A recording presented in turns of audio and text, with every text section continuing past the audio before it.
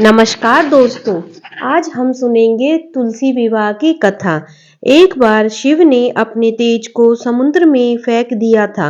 उससे एक महातेजस्वी बालक ने जन्म लिया। यह बालक आगे चलकर जालंधर के नाम से पराक्रमी दैत्य राजा बना। इसकी राजधानी का नाम जालंधर नगरी था। दैत्यराज कालनेमी की कन्या वृंदा का विवाह जालंधर से हुआ। जालंधर महाराक्षस था। उसकी सत्ता के मद में चूर उसने माता लक्ष्मी को पाने की कामना से युद्ध किया, परंतु समुद्र से ही उत्पन्न होने के कारण माता लक्ष्मी ने उसे अपने भाई के रूप में स्वीकार किया। वहां से पराजित होकर वह देवी पार्वती को पाने की लालसा से कैलाश पर्वत पर गया। भगवान देवादिदेव शिव का ही रूप धर कर माता पार्वती के समीप गया, परंतु मां ने अपने योग बल से उसे तुरंत पहचान लिया तथा वहां से अंतर्ध्यान हो गई। देवी पार्वती ने क्रुद्ध होकर सारा वृत्तांत भगवान विष्णु को सुनाया। जालंधर की पत्नी वृंदा अत्यंत पतिव्रता स्त्री थी। उसी के पतिव्रत धर्म की शक्ति से जालंधर न तो मारा जाता था और न ही पराजित होता था। इसलिए जालंधर का नाश करने के लिए वृंदा के पतिव्रत धर्म को भंग करना बहुत जरूरी था। इसी कारण भगवान विष्णु ऋषि का वेश धारण कर वन में जा पहुंचे, जहां वृंदा अकेली भ्रमण कर रही थी। भगवान के साथ दो मायावी राक्षस भी थे, जिन्हें देखकर वृंदा भयभीत हो गई। ऋषि ने वृंदा के सामने पल में दोनों को भस्म कर दिया। उनकी शक्ति देखकर वृंदा ने कैलाश पर्वत पर महादेव के साथ युद्ध कर रहे अपने पति जालंधर के बारे में पूछा।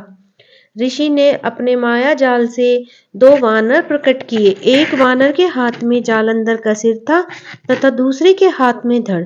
अपने पति की यह दशा देखकर वृंदा मूर्छित होकर गिर पड़ी।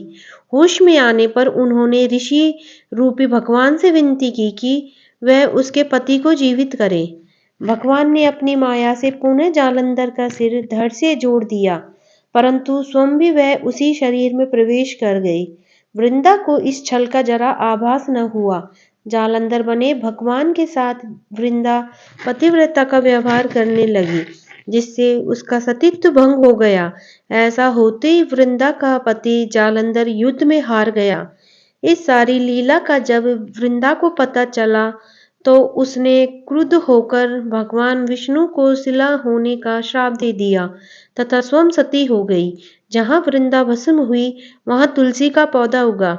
भगवान विष्णु ने वृंदा से कहा, हे वृंदा, तुम अपने सतीत्व के कारण मुझे लक्ष्मी से भी अधिक प्रिय हो गई। अब तुम तुलसी के रूप में सदा मेरे साथ रहोगी। जो मनुष्य भी मेरे शालिग्राम रूप के साथ तुलसी का विवाह करेगा, उसे इस लोक और परलोक में विपुल यश प्राप्त होगा। जिस घर में तुलसी होती है, वहां यम के दूत भी असमय नहीं आ सकते हैं। गंगा व यमुना के जल में स्नान तथा तुलसी का पूजन बराबर माना गया है। चाहे मनुष्य जितना भी पाप क्यों न कर ले, मृत्यु के समय जिसके प्राण मंजरी रहित तुलसी और गंगा जल मुख में रखकर निकल जाते हैं, वह पापों से मुक्त होकर वैकुंठ धाम को प्राप्त होता है। जो मनुष्य तुलसी वह आंवलों की छाया में अपने पितरों का श्राद्ध करता है, उसके पितृ मोक्ष को प्राप्त हो जाते हैं।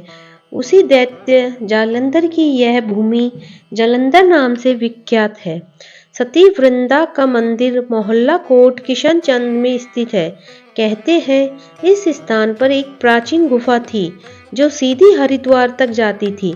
सच्चे मन से 40 दिन तक सती वृंदा देवी के मंदिर में पूजा करने से सभी मनोरथ पूर्ण होते हैं।